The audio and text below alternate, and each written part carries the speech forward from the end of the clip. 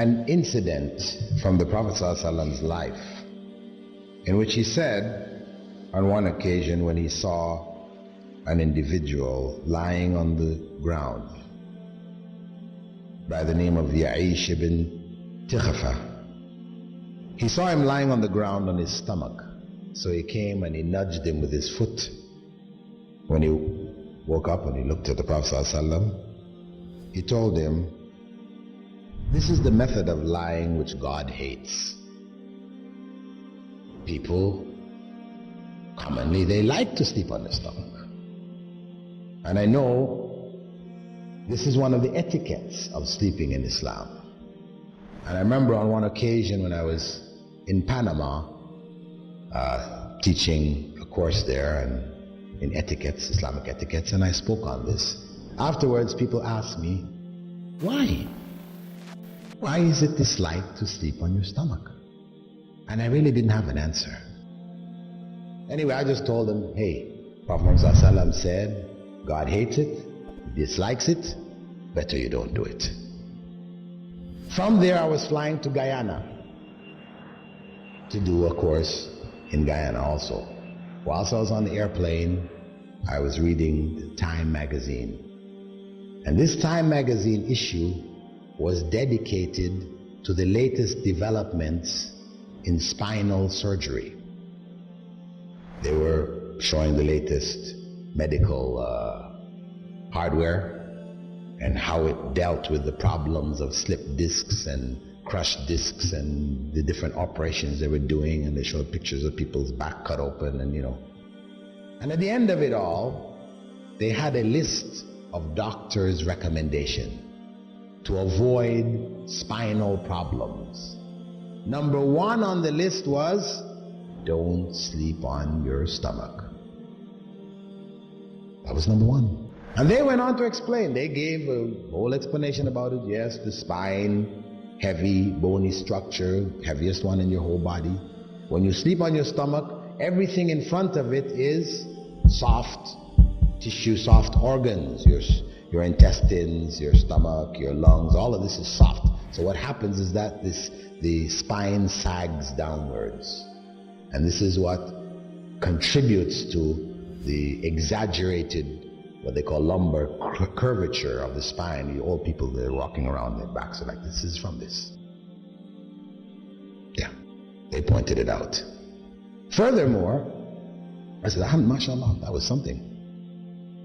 Then that was like 1981 when I came across that. And alhamdulillah, from then on I used to mention it in lectures and so on. So people can see, this is benefit there, something that you can't imagine. 1,400 years ago, Muslims, when the Prophet ﷺ said, don't do it because it's hated by Allah, they stopped doing it.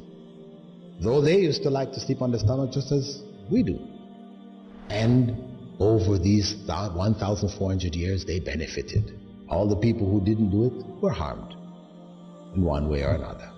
So I said, mashallah, and that's how we should approach the things which Allah has prohibited and disliked. That it's better not to do it. Stay away from it because there's harm in it, even if we can't see where the harm is. Anyway, in 1989, I read an article which appeared in the British newspapers that scientists, medical scientists, studying a particular illness which seemed to be affecting small children, 1-year-old, 2-year-old, 3-year-old kids, put to sleep in their cribs, they die in their sleep. They call it crib death or sudden death syndrome, SDS, different names they give it to it. But they didn't know why, what was causing this thing. So medical researchers did some statistical studies. They sent out researchers to people whose children had died, and they gathered up information about what the circumstances of the home was, what type of beds they put them in, what was the temperature of the rooms, all kinds of information. Anything they could think of that was related to the circumstance in which the child went to sleep that might possibly have a common factor, which would then be the danger factor. When they fed this stuff into computers, correlated the results, up popped what? Children being put to sleep on their stomachs.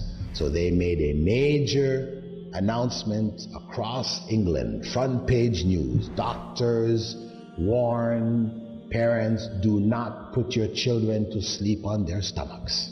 Anyway, the point is that 7 years later, in 1996, the researchers, after making this a standard part of, you could say, the information given to people who just had children, this kind of stuff, hospital information, advising parents don't put your children to sleep on the stomach, and this countrywide campaign to make this known, they found that after 7 years, the rate of cot death had dropped by some 68 or something like this %.